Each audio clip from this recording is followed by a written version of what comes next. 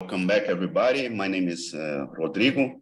I'm speaking from Brazil, and I will chair this third and last panel of this great event, launching this new translation of the critique of Gotha Program. I will now introduce the speakers. Kevin Anderson, University of California, Santa Barbara, author of Marx at the Margins.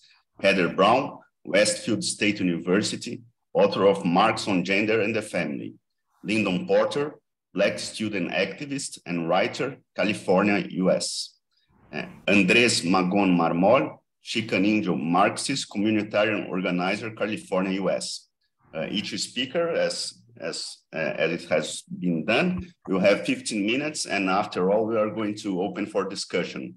I reiterate the terms of the community agreements that were already read. And now I would like to invite Kevin to start. Please, Kevin. Yeah, thank you, Rodrigo, and everyone who stayed through the third panel, especially those who are over the water in a different time zone than California. I'm going to focus on statism and class reductionism, and with insights concerning the fascist threat today. We live in a time of transition and direction, as seen not least in the tremors this past week in the global banking system, coming at a time when real estate and stock prices have for years formed bubbles ready to burst.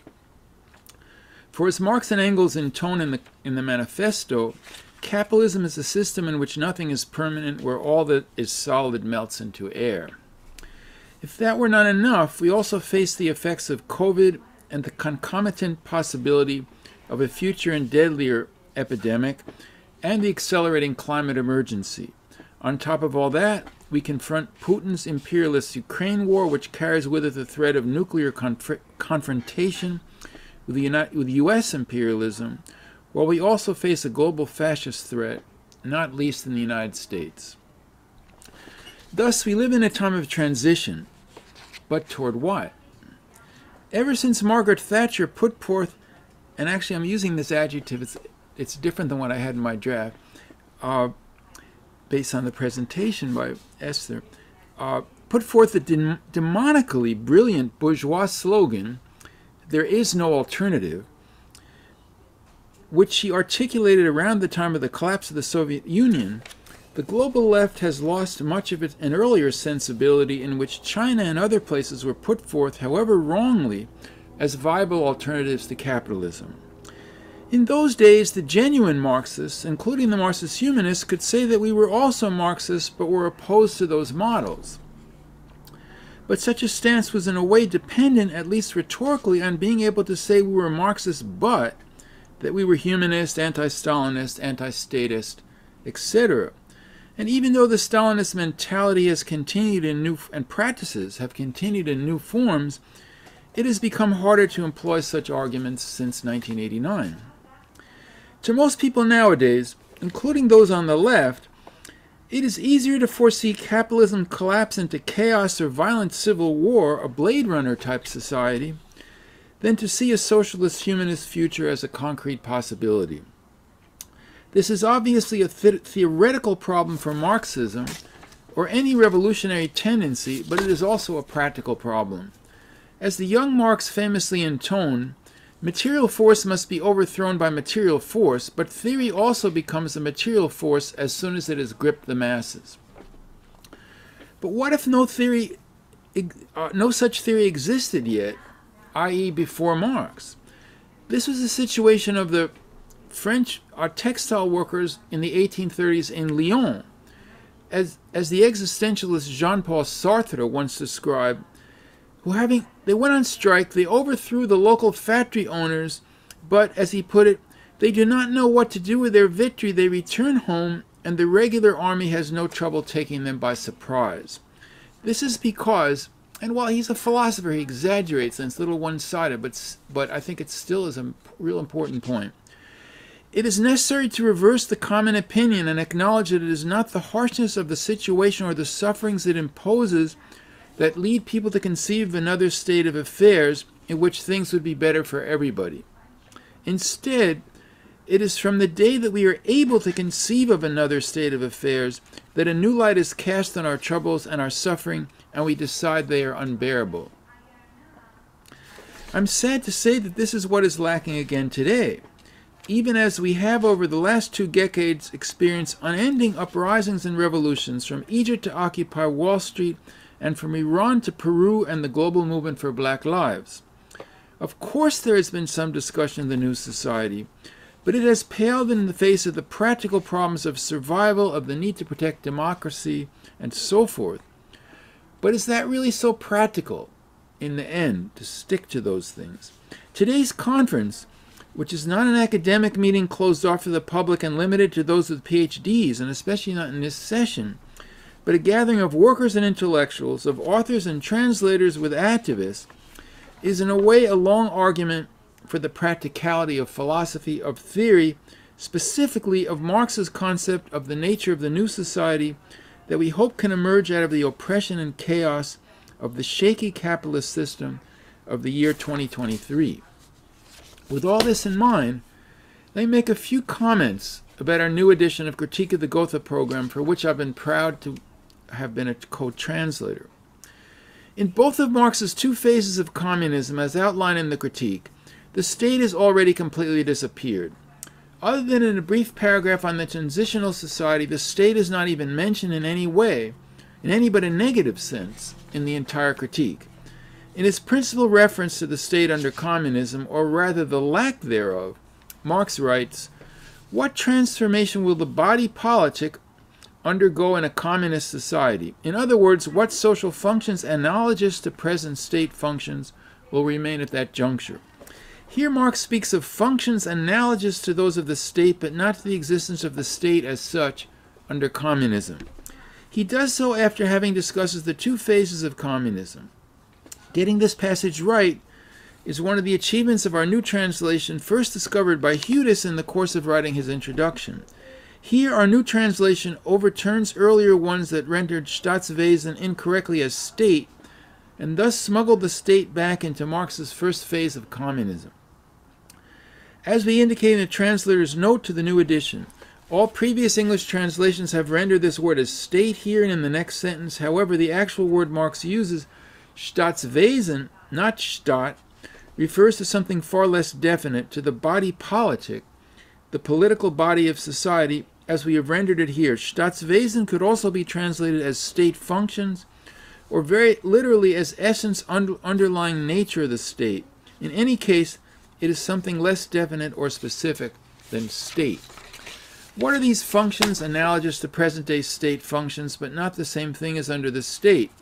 I think a lot of people would have a list, but here's a list I put together quickly, that these would include, among others, coordinating our cooperative control of the means of production, provisions for emergencies, like warehouses for food and medical supplies, stimulation of socially beneficial forms of scientific research and cultural innovation, as well as the organization of healthcare, education, dispute resolution, defense against violence and aggressive behavior, a transport system, and care for children, the elderly, and the infirm.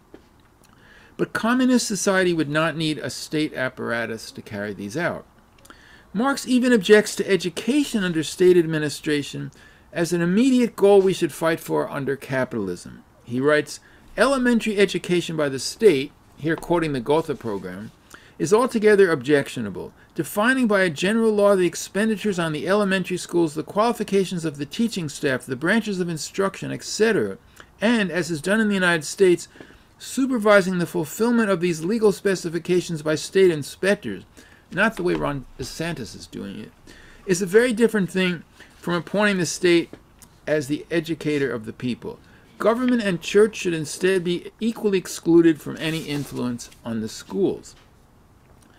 A larger context for Marx's vehement attacks on the statism of the Gotha Program is its roots in the socialism of Ferdinand Lassalle, whose followers helped create, on the left, not only reformist socialism, but paradoxically, also what is sometimes called the democratic deficit. Was the reformist socialism is usually called democratic socialism, but they also created the democratic deficit, in which their anti-capitalist politics even though they misunderstood capitalism, was so narrow that they failed sufficiently to oppose the aristocracy and the militarized state.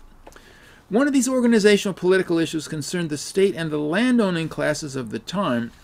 Marx therefore objected to the sentence, "In present-day society, the instruments of labor are the monopoly of the capitalist class. The corresponding subjection of the working class is the cause of all misery and servitude."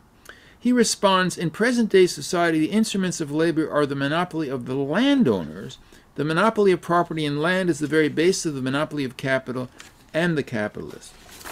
Overall, the Lassalleans strongly opposed the bourgeoisie, i.e. the big capitalists, especially the manufacturing class, but did not really target what was at that time the stronger part of the ruling class of the German Empire, the aristocratic class of landowners, which controlled the state administration and the armed forces.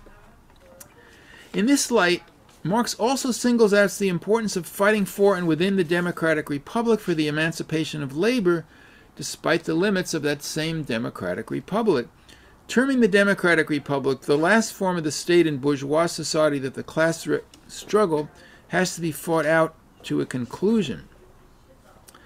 This struggle would place socialists in some limited context in temporary alliance with the liberal bourgeoisie, in other words, fighting against the aristocracy in his case.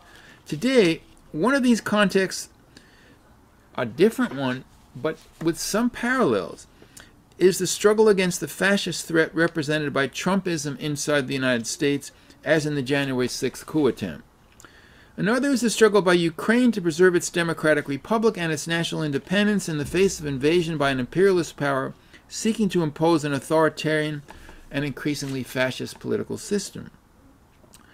A related organizational political issue concerned the Lassalleans party's abstract workerism or class reductionism, as we might call it today, which led at the economic level to deny of revolutionary or even progressive potential to any other classes and groups besides the working class. And here's the sentence to which Marx objected.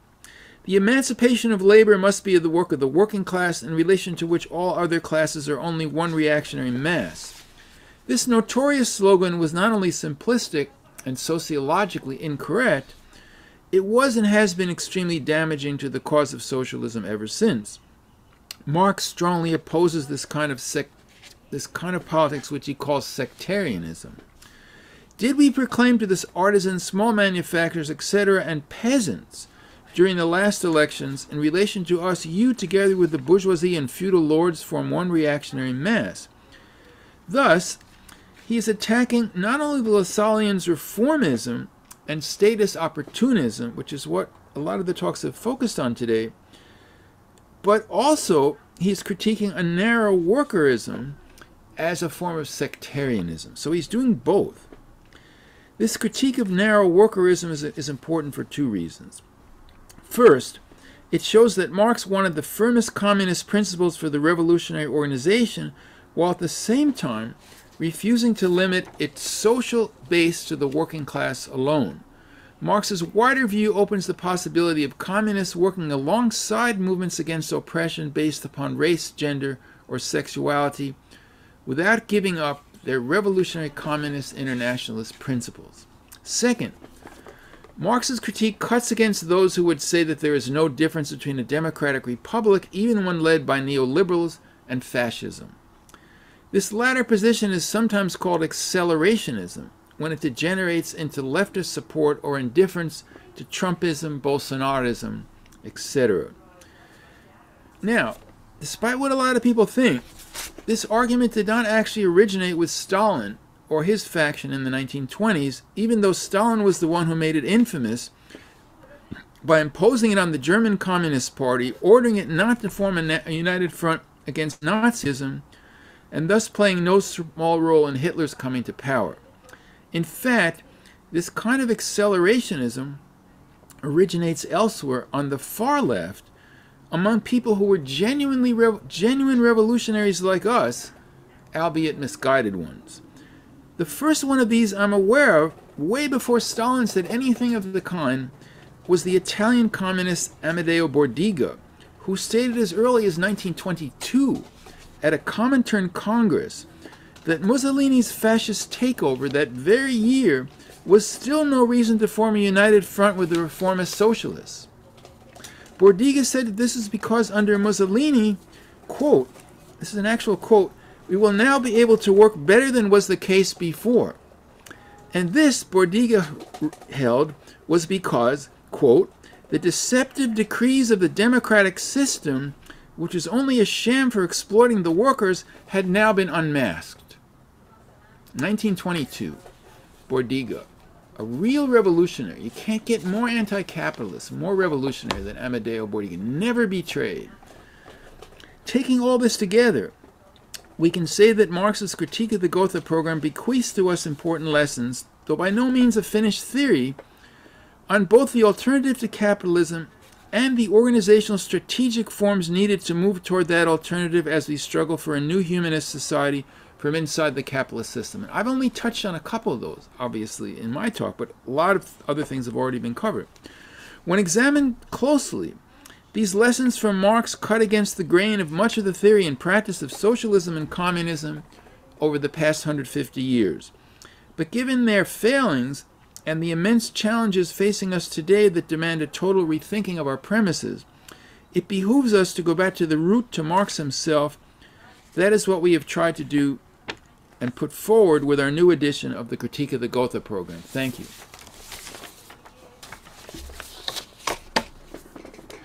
Perfect timing and perfect presentation. I'd like now to invite Heather to speak. Please, Heather. Hey, thank you for everyone for sticking around. And I'll be talking a little bit today about Marx and how Marx in this Critique of the Gotha Program can relate to some of the gender issues that we're facing today. Marx doesn't say a whole lot about gender in the Critique of the Gotha Program, as we know, but there are, I think, certain openings within the program or his critique of the program that I think are fairly useful for our understanding today and looking at the issues that we face today. And certainly, as has already been discussed, projecting our ideas of what a new society should look like is essential, as much of the world is facing rising right-wing forces, seeking, among other things, to turn the clock back on basic democratic rights, force strict gender codes within and outside the family. The need for a concrete theory of what comes after capitalism has never been so significant. A particularly important argument in the Critique of the Gotha Program is a section on labor in the first phase of communism. Here, Marx provides a detailed discussion of the transitional form of remuneration of labor, one that at least tacitly takes into account gendered labor and family life. There's much of use in this passage that can be further concretized for today's world. Marx writes on the proceeds of labor in the first phase of communism. That right will unavoidably be unequal because it will necessarily be a transition phase out of bourgeois conceptions of right. Here, workers will be remunerated based on the time that they work and nothing else. Marx writes, hence, equal right here still in principle a bourgeois right, although principle and practice are no longer at loggerheads, while exchange of equivalents in commodity exchange exists only on average, not in the individual case, end quote. There is a one-to-one relationship between the labor time an individual contributes and how much they're remunerated. All the workers will be subject to the concrete measure of labor time rather than the exploitative social necessary labor time that pits workers against each other and forces, among other things, physical and mentally harmful labor practices. The market and its distortions are no longer applicable as it no longer exists. The worker would be able to choose how much work they do and at what speed, at least within reasonable limits. This is not the final answer to the question of labor, work, and individual need in Marx, however. This is a long quote that I'll read parts of here. In spite of this advance, referring to the last paragraph, this equal right is still constantly encumbered by a bourgeois limitation. This equal right is an unequal right for unequal labor. It recognizes no class differences because everyone is only a worker like everyone else, but it tacitly recognizes unequal individual endowment and thus productive capacity of workers as natural privilege. It is therefore a right of inequality in its content like any right. As a right by its nature, it can consist only of the application of an equal standard. but unequal individuals, and they would not be different as individuals if they were not unequal, are measurable only by an equal standard insofar as they are brought under an equal criterion, grasped only in terms of a specific aspect. For instance, in the present case, are regarded only as workers and nothing more is seen of them, everything else being ignored. He writes further, moreover, one worker is married, another is not. One has more children than another, and so on. Thus, with an equal labor productivity and hence an equal share in the social consumption fund, one will in fact receive more than the other. One will be richer than another, etc. To avoid these defects, rights would have to be unequal rather than equal, end quote. Equal right remains at an abstract level, as all are regarded only as workers for purposes of remuneration. Like in capital, no account is made of partners, children, or other dependents in terms of individual remuneration for labor. However, unlike what happens in capitalism, the social fund would be available to provide for non-workers in any of the above categories. This being a transition from bourgeois right of formal equality toward viewing others not simply for what they can do, but instead of who they are as a totality. In this transitional form, the work of one individual is remunerated in exactly the same amount as any other. This is an improvement from capitalist premises. First and most importantly, the law of value is no longer operating. Production for the sake of production is gone, as any measures that would treat any worker differently than another.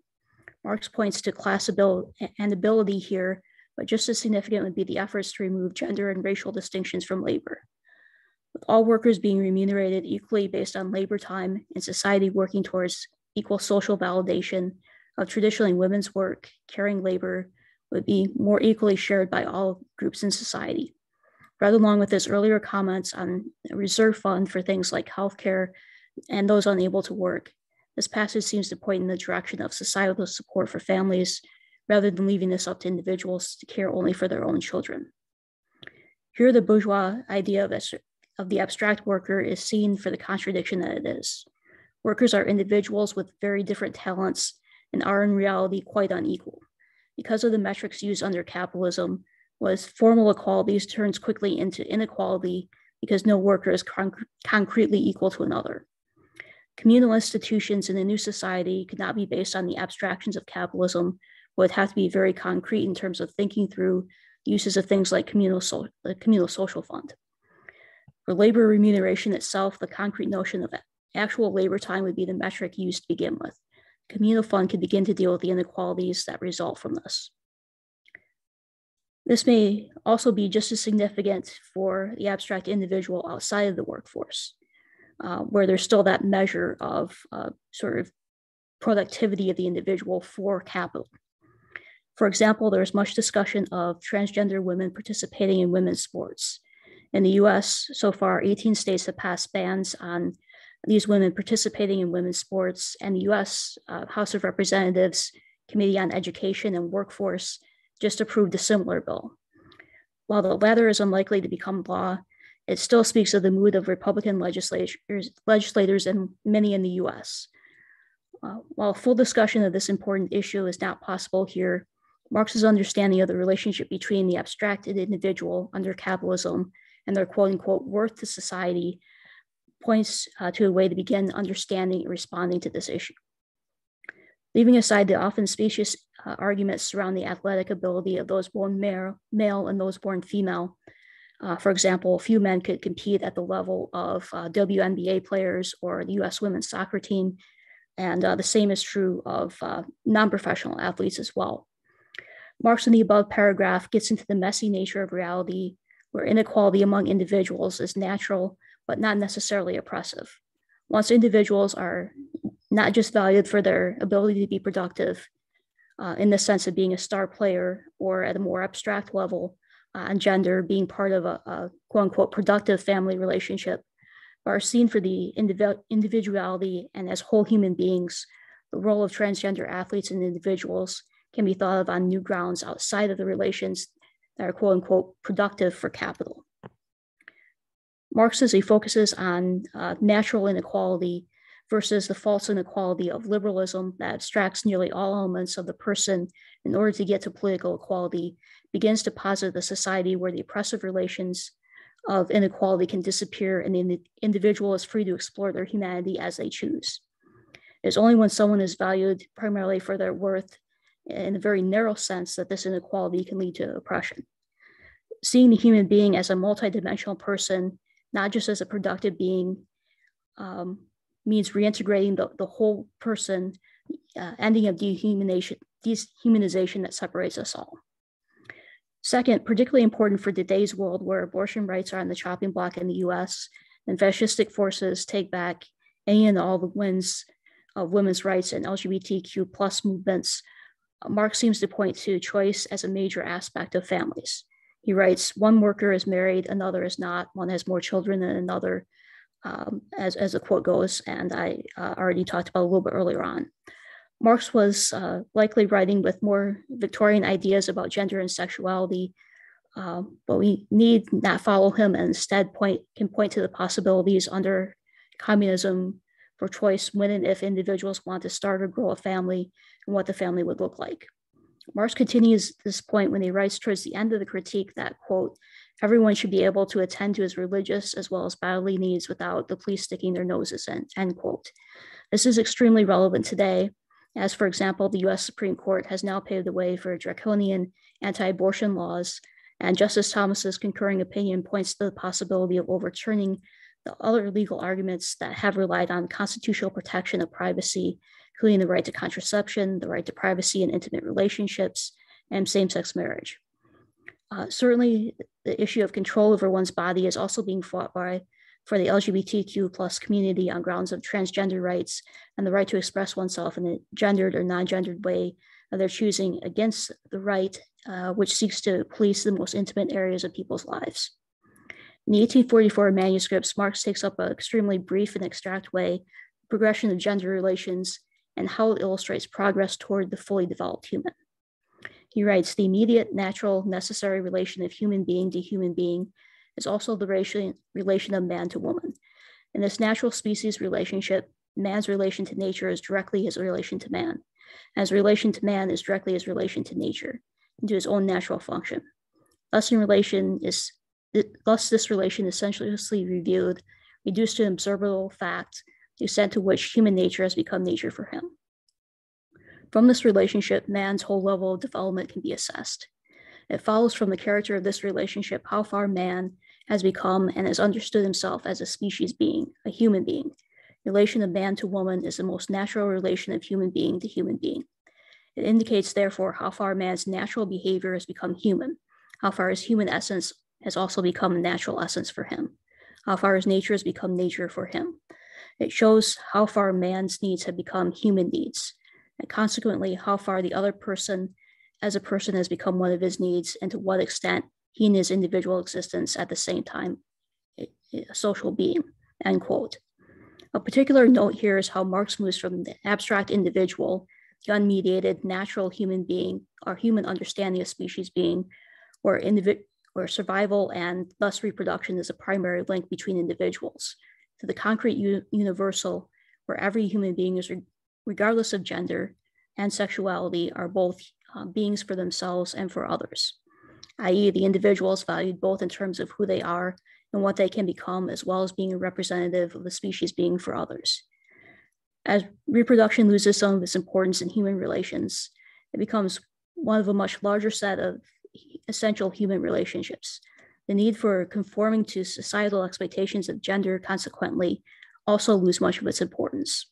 A full and free release of individuality where nothing interferes with the universal becomes possible at this point. As society transitions to regard individuals less and less on the basis of a quid pro quo relationship, society would move toward appreciating individuals in all their concreteness. As Marx writes, in a higher phase of communist society, after the enslaving subordination of the individual to the division of labor, and thereby also the antithesis between mental and physical labor has vanished, after all labor has become not a means of life, but life's prime desire and necessity, after productive forces have increased with the all-around development of the individual, and all the springs of cooperative wealth flow more abundantly, only then can the narrow horizon of bourgeois right be completely transcended, and society inscribe on its banner from each according to its ability to each according to its needs. end quote. No doubt there are many possible bumps in the road to getting to this point. Thus, it remains important that we dialectically and critically follow the development of the movements for greater rights for women and LGBTQ plus communities, as well as movements for greater rights for BIPOC persons and other oppressed groups. Thank you. Thank you, Heather. I'd like now to invite Lindo to speak, please. Okay. Thank you, Rodrigo. And I'd like to thank everybody on the panel again and all the people who came to contribute and listen. It's really an honor to be here with all these great scholars and activists. But I just wanted to speak on some of the key insights that I found in this new edition of the Critique of the Gotha Program, and why I, as a younger voice in the movement, think that the critique is important today. I don't think Marx could have predicted the impact that these marginal notes, never published in his lifetime, would have 100 years after writing them. I think the fact that we're all here today talking about it really speaks to the importance of it. The importance of the critique has prompted some Marxists, such as scholar Paresh Chattopadhyay, hope I said that right, to call it a second communist manifesto. Although this text is more limited in scope than the manifesto, it is a text that was enriched by the theoretical breakthroughs of the First International and the Paris Commune that occurred well after the publication of the manifesto. I think situating it in this context, Willoughby's-Worth was groundbreaking and unique with the critique. Marx approaches the critique of the Gotha Program from the standpoint of someone who had been engaged in the struggles which were to define the revolutionary movement in Europe. He's not simply critiquing the program from doctrinary principles or pure theoretical considerations, but from the lessons he had absorbed from the workers' movement as it had concretely developed. For instance, when Marx approaches the question of the free state, he says there can be no free state. Freedom consists in converting the state from an organ superimposed upon society into one completely subordinate to it. This is a direct lesson from the Paris Commune, which Marx understood took the form of a revolution against the state itself. The introduction of a social society would mean the dissolution of the state, and this begins not in the far-off future, but with the process of social transformation itself.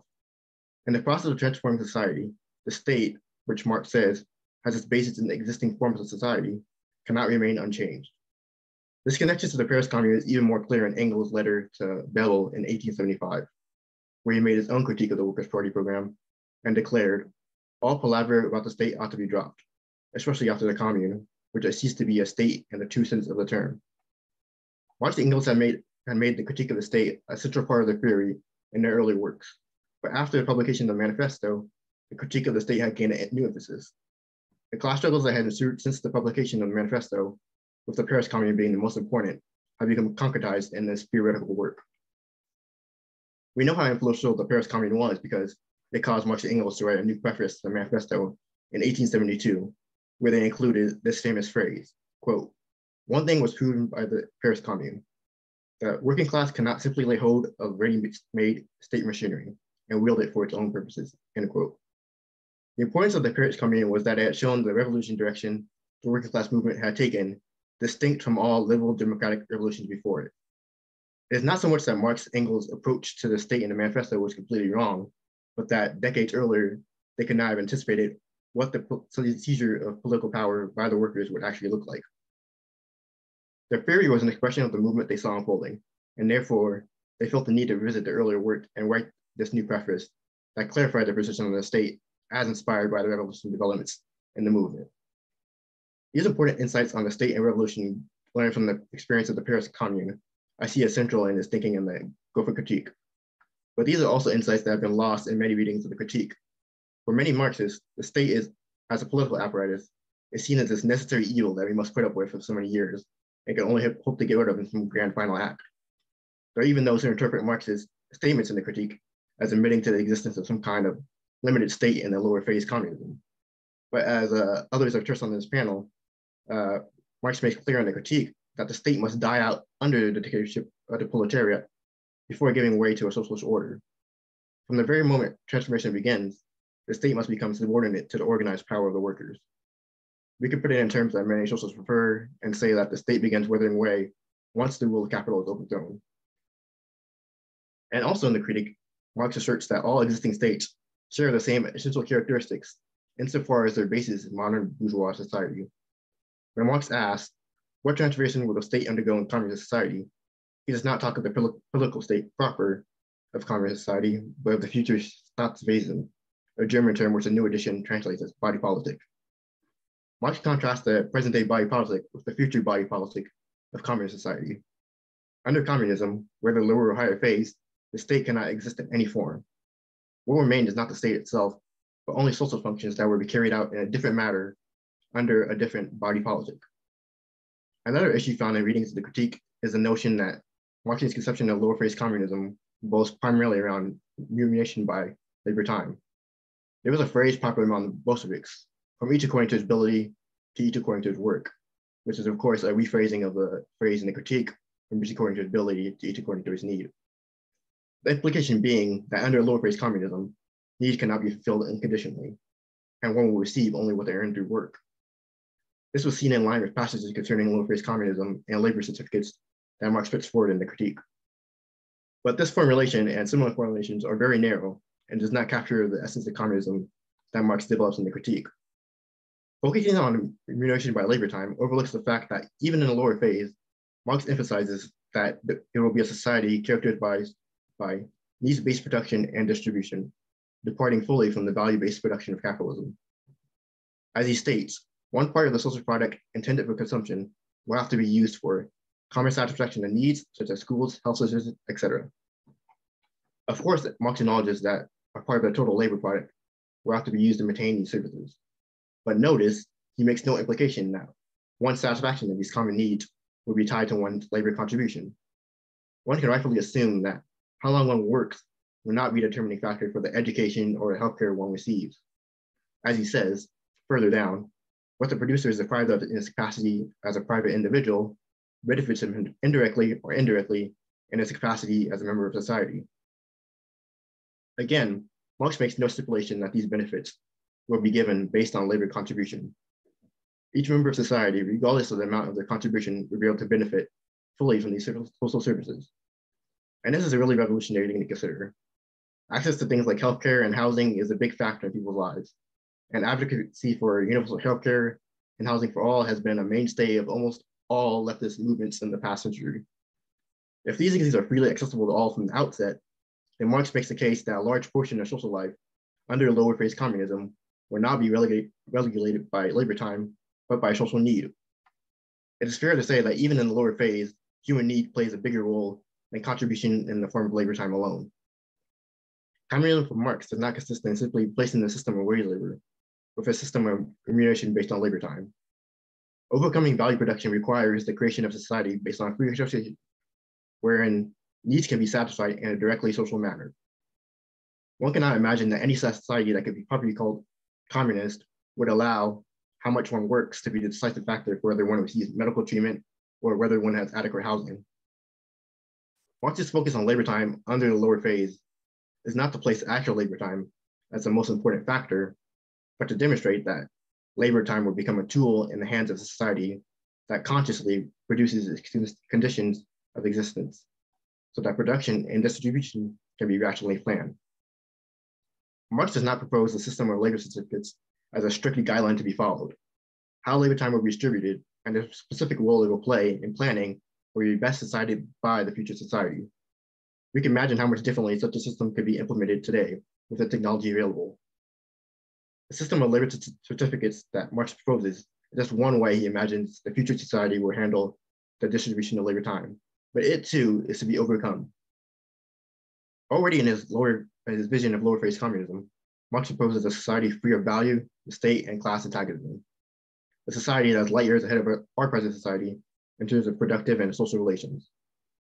And while a certain inequality of work persists, so long as those who work more will receive more, as Marx acknowledges, this is already a huge step forward to creating a more equitable society. This becomes clear when we look at the outcomes of such a system of labor remuneration. For example, a construction worker would now have to work twice as long as a college professor to achieve the same quality of life. If both work 5 hours a day, then they will receive the same share of social product for the time they work. I think this is already breaking down the antithesis between mental and manual labor, which Marx sees as fully achieved in the higher phase. We can also consider how the application of an equal standard will lead to elimination of different forms of discrimination, as Peter briefly discusses in the new introduction, and Heather also touched on in her talk. If everyone is treated equally as laborers, then there's little room to discriminate based on gender, ethnicity, or age. While this measure by itself cannot fix all the impacts of social injustices that persist, it goes a long way in bridging that gap. There's also something Marx does not bring much attention to in the critique, but I see it as important to mention. When production is based on a common plan and geared toward the fulfillment of needs, this would be reflected in the social distribution of labor. A direct consequence of this would be the shortening of the working day. Marx proclaims in the critique, the system of wage labor is a system of slavery. The abolition of wage labor and the creation of a free association of producers means people will not have to work long, ridiculous hours decided by a boss in interest of squeezing the most surplus out of them. People will also not have to work longer for multiple jobs to afford rent, bills, or any other financial hardships. Alongside the shortening of the workday itself, we can consider how the social character of labor will change as well. Although the talk of alienation and self-activity is thought to be something Marx overcame and discarded in his later work, I believe that the vision of society that Marx anticipates in the critique remains thoroughly humanistic and represents a continuation of his early critique of alienation. As Dunayevskaya said in Marxism and Freedom, no matter how the language changed, the point remained that labor in a new society would in no manner be whatever the type of activity it is under capitalism, where man's labor is limited to the exercise of his physical labor power. When the means of production no longer exist as capital, but are held in common, labor will no longer exist as alienated labor, but as free activity. The labor will no longer be dominated by the instruments of labor and forced to perform monotonous activity that deprives them of their mental and physical capabilities. Under communism, a social character of labor, which capital restrains, will institute itself in a higher form. One will no longer feel that they're only free in their free time, but feel free in their self-activity as a social being. Labor will no longer be a means to an end, but a fulfilling end in itself, or as Marx says in the critique, not only as a means of life, but life's prime desire and necessity. I think that this is a very valuable book if it is to be understood correctly, and that's why this edition is important. Despite being a fairly short and simple text, the Gotha critique was not written with the intention to be published or widely read. It requires a bit more context to really understand its key insights compared to introductory works like the Manifesto. This is, of course, compounded by misinterpretation resulting from translation differences, which the new edition clarifies. With the footnotes and new introduction, the new edition makes the text much more approachable for someone new to Marxism. Before, we only had the privilege of learning about the Gotha critique from the old translations or from secondary readers of the critique, such as Lenin's State and Revolution. But I find that Lenin's State and Revolution is lacking in some qualities. For example, he never fully divorces the concept of the state from lowercase socialism. It even goes on to say that bourgeois right under lowercase communism requires a bourgeois state without the bourgeoisie. But now with the new edition, making it clear the difference between der Staat, which is the state proper, and Staatswesen, the state in its body politic or just the state functions, it's understood that Marx did not anticipate the state existing in any form under communism. Now, this work can be read as an introductory work because the key insights can be understood without distorting Marx's original meaning. This new edition has come at a critical moment where crises and uprising around the world are prompting people to look for alternatives to capitalism. In this search, many are steering away from liberal philosophies and old state socialist doctrines, which offer no freedom from capital and other forms of domination. This is where Marx and works like the critique play an important role in getting people to imagine what a truly human society could look like. I don't think any book by itself can provide direct answers to the questions people are asking today, but the critique presents a very good starting point. A conscious act like revolution requires a philosophy of evolution to help answer the questions which must be answered. The critique of the Gotha Program will be an indispensable resource for anyone who's trying to think beyond the limits of capitalist society.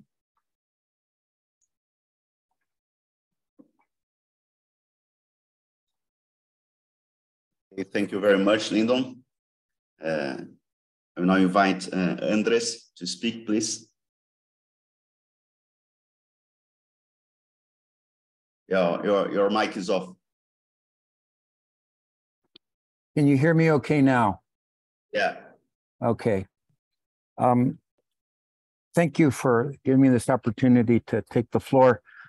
I'm going to echo Lyndon and Ricardo, who spoke earlier, the Hindi-speaking brother, Peter, Heather, and Kevin. But I think perhaps Peter is where I want to launch. I think that I was having parallel thoughts or concerns coming to this gathering. I think my take on this is, Peter's point in his presentation leads me to a question: is there a role for the organizer in the Marxist cosmos? Specifically, how will the current working class and the marginalized groups that are in it come to understand not only the need to overthrow this current socioeconomic regime and somehow articulate a vision of what could replace it, what we've been calling, or what Marx called, the future body politic of communist society? Does this consciousness come innately, or as Peter says, imminently? Or is it the case that professional Marxists must step in from the outside of our subaltern class position and applying certain pedagogical methods enlighten us working class dumbshits? I'm being a little facetious here, right? I have to tell you about an episode that I witnessed when I was a young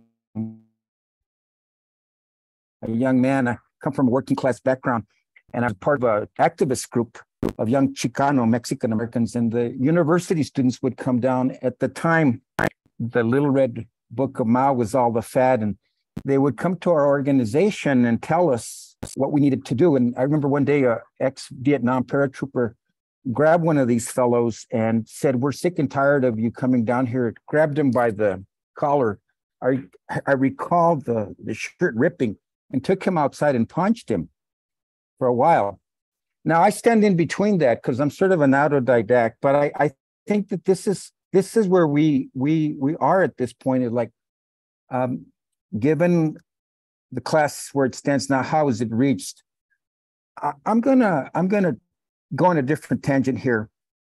In an earlier, perhaps more well-known writing, there's a famous opening quote. I'm talking about the manifesto, and it's Marx talking about the bourgeoisie of his time. He speaks of a specter haunting Europe, but I believe that there's a spirit or a notion that's guiding Marx's thought, a history that informs perhaps his views, and it's regarding the pre-capitalist, pre-feudal, pre-enclosure past. But I think it prefigures the future, which is the commons, or the world before enclosure. My studies, my limited studies have told me that there's a matchup of anti-colonial narratives with anti-bourgeois or anti-alienation struggles within the industrialized nations. This is probably a commonplace what I'm citing, but I was helped by this by Kevin Anderson's Marx at the Margins before I even met the man. I had read this book, and it kind of helped me make those linkages between metropole struggles and the quote peripheries.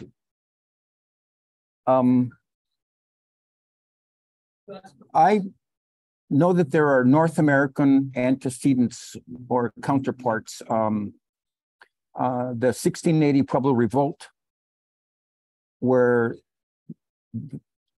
what is now New Mexico, 32 tribal communities successfully united in a planned upheaval and drove out their Spanish conquerors. Their leader was a man named Pope, one of their many leaders. And there was a 12-year reprieve. The Spanish did come back, but it was on completely different terms. Natives were no longer having their hands or their feet amputated for worshiping the way that they had in the past. There's the Iroquois Confederacy, the Hapasapa, the Lakota, and the Dakota Plains people, the Comanches. Famous quote from a general said that we have to kill all of the buffalo, and there were millions and millions of buffalo, he says we have to kill these animals in order to eliminate the commissary for the savages. Turtle Island, North America, what Linebaugh has, mentioned in Stop Thief, the Commons, Enclosures and Resistance book, and Abya is for Latin America. These, without romanticizing them or idealizing them, we know what they were from what we've gleaned from what was left of their histories, but they were different communal ways of life than what we've been saddled with now. I want to jump from that to, I'm so glad that several people mentioned that today's the 18th of March commemorates the beginning of the Paris Commune.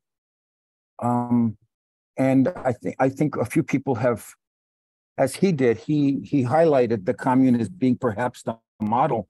A quote from Civil War in France: "Working men's Paris with its Commune will be forever celebrated as the glorious harbinger of a new society. Its martyrs are enshrined in the great heart of the working class. Its exterminators, history has already nailed to that eternal pillory from which all the prayers of the priests will not avail to redeem them." And Engels wrote, "Of late, the social democratic Philistine has once more been filled with wholesome terror at the words dictatorship of the proletariat. Well and good, gentlemen. Do you want to know what this dictatorship looks like? Look at the Paris Commune. That is the dictatorship of the proletariat." We know that in private, Marx had a different, more critical view. In 1881, he said, "The Commune was simply the rebellion of a city in exceptional circumstances, and furthermore, the majority of the Commune was in no way socialist and could not have been. With a little bit of good sense, they might, however, have obtained a compromise with Versailles, favorable to the mass of the people, which was in fact the only real possibility." And I'm only citing this because I do think that in the 19th century, the Commune was the clearest expression of maybe what the critique is aiming for, the critique of the Gotha Program. There's a question that has always haunted me, and I've raised this at gatherings, is it only dire circumstances, immiseration, exploitation, hardship, famine, war that are the setting or the grounding for an upsurge in revolt? With the Prussian army attacking the city, the populace, there was famine. The zoo animals in Paris were all devoured. People were hunting rats. And did it take this to prompt a desperate grab for popular power? So coming back to the question of organization, is it system collapse, a breakdown, economic strife, war conditions, massive dislocation, and this kind of duress that forces the question? I know that these realities define a lot of what is the post-colonial world, Asia, Latin America, and Africa. But is it this extreme situation or types of this situation that lead to the transformative struggles? I'm a historian because I love to look at examples from the past, and I think that the 20th century example that has come to mind 65 years after the 1871 Paris Commune was the Barcelona, Catalonia, Aragon collectives of the Spanish anarchists, the CNT, Confederación Nacional de Trabajadores, the FAI, the Iberian Federation of Anarchists. These were collectives in the countryside, in the factories, municipalities, provinces. They were the 20th century, I think a close approximation to the 20th century to this dictatorship of the proles. Orwell, I'm going to quote Orwell, who had joined the Lenin division of the CNT allied Partido Obrero Unificación Marxista, the POM, or the Workers' Party of Marxist Unification. And in Homage to Catalonia, he writes, "I had dropped more or less by chance into the only community of any size in Western Europe where political consciousness and disbelief in capitalism were more normal than their opposites. Up here in Aragon, One was among tens of thousands of people, mainly, though not entirely, a working class origin, all living at the same level and mingling on terms of equality. In theory, it was perfect equality, and even in practice, it was not far from it. There is a sense in which it would be true to say that one was experiencing a foretaste of socialism, by which I mean that the prevailing mental atmosphere was that of socialism. Many of the normal motives of civilized life, snobbishness, money grubbing, fear of the boss, etc., had simply ceased to exist. The ordinary class division of society had disappeared to an extent that is almost unthinkable in the money-tainted era of England. There was no one there except the peasants and ourselves, and no one owned anyone else as his master. To me, these are touchstones. And I'll jump to 68, to Paris, the occupations, which were a brief, moment. A quote also from the Committee for the Maintenance of the Occupations from May 30th, 68. At the present moment, with the power they hold and with the parties and unions being what they are, the workers have no choice but to organize themselves in unitary rank and file committees directly seizing all aspects of the reconstitution of social life. By taking this path, they will become the sole real power in the country, the power of the workers' councils. Otherwise, the proletariat will again become a passive object. It will go back to watching television. So there we have it. Either I think that to see the supersession of abstract labor, the abolishing of value, of the onerous socially necessary labor time, the end of producing for the sake of augmenting monetary wealth, in order to bring about the free association of producers, we have to think in terms of councils, of collectives, of commissions, of what was called in Chile in the 70s under Allende cordones industriales, consejos obreros. Giving myself, I think that's 12 minutes if I could go for the final three.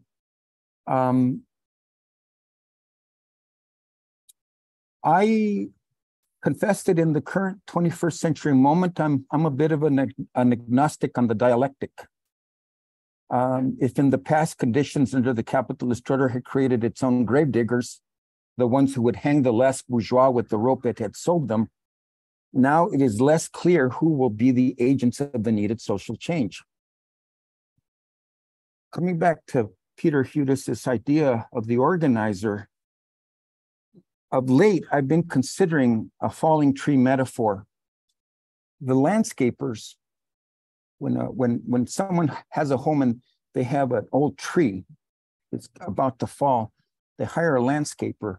The landscapers come and they have to plot out where they're going to drop the tree, because if they pull it this way, it'll crush the house. If they go that way, they cut it down that way, the branches or the tree itself could smash into the car, into a parked vehicle.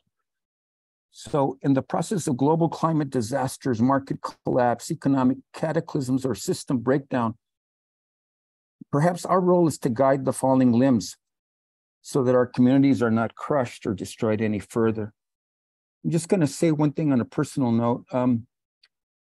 Many of us in the community that I come from have combined working class and lumpen family units, generations of super exploited, along with people who are incarcerated.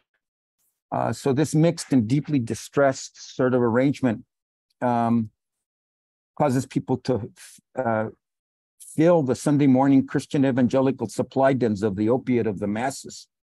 And the best of our leaders have had a trade union consciousness.